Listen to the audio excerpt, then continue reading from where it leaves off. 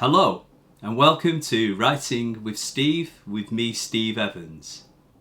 After watching this video, you'll be able to use a technique that will save you valuable time, because at the same time you're going to be describing your character plus their surroundings, because you're going to be looking at their surroundings, their location, from their point of view.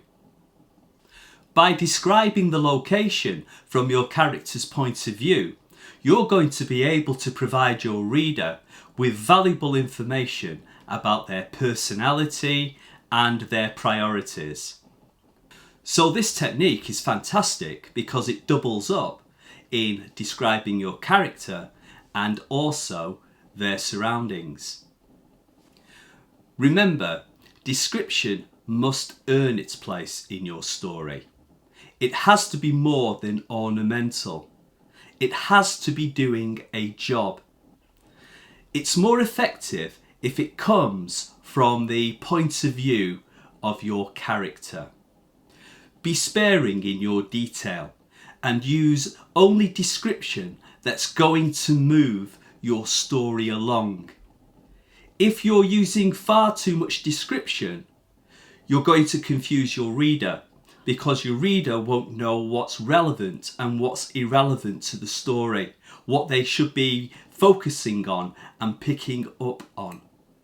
So be very, very sparing and focus on the key details of description.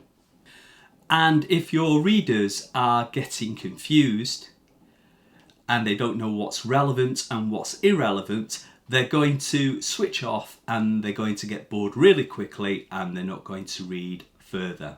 Let's face it, if you're providing that much detail about a location, you may as well just provide them with a photo. Okay, this is how the technique works. Imagine two tourists and they are visiting a famous art gallery. So the first tourist is an art student on holiday. So think, when he or she enters the art gallery, what will be their preferences? From their point of view, what are they keen to look at and to examine? I should imagine for an art student, they will be looking at a range of the art exhibits, or if they specialise in a particular art form, they will seek out the galleries which exhibit that type of work. And if they have a favourite artist, they may look for her or his artwork. So they will be very, very much focused on the artwork. Imagine the second tourist is a health and safety officer on holiday. So they're visiting the art gallery, but they might be looking at the building from a perspective of a health and safety officer through their eyes. So they may concentrate on features such as, where are the exits? Where are the exit signs? Is there an appropriate number of fire extinguishers, alarm buttons? Is there a defibrillator? All these things may be the priority of the health and safety officer, and the actual exhibits may come secondary to that person. So it's the same building, two different characters, and by using description based upon their perspectives, from their point of view, you are providing A, details about that building, and B, important details about your characters. So here's an activity to try out this technique. I'd like you to spend 5 minutes describing a room.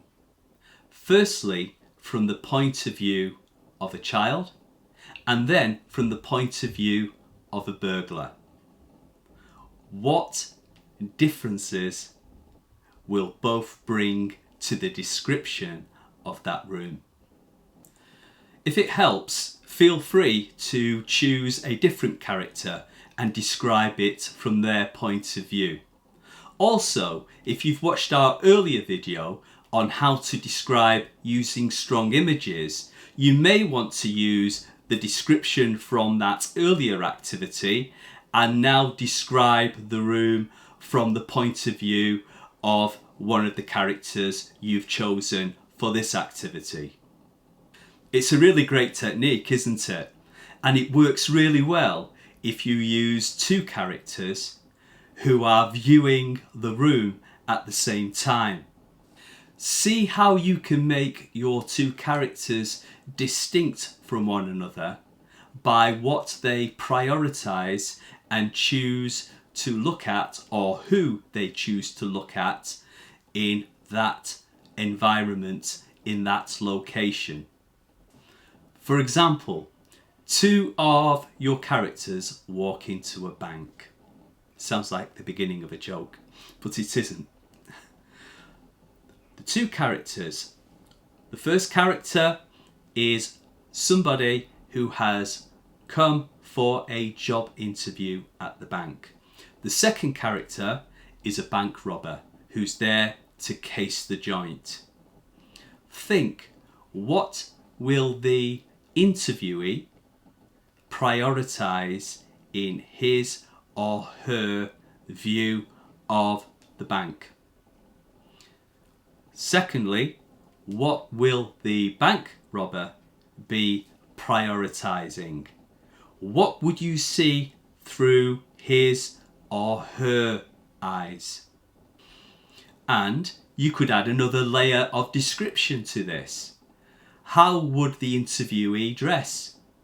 What items might they carry? How would the bank robber dress? What items might they be carrying? If you're already writing a story, then revisit your description and see if you're already applying this technique.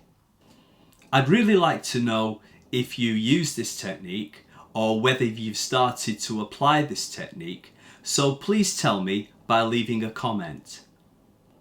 I hope you found this video useful. If you did, please hit the like and please subscribe. Also, check out our earlier videos on description. Until next time, write well.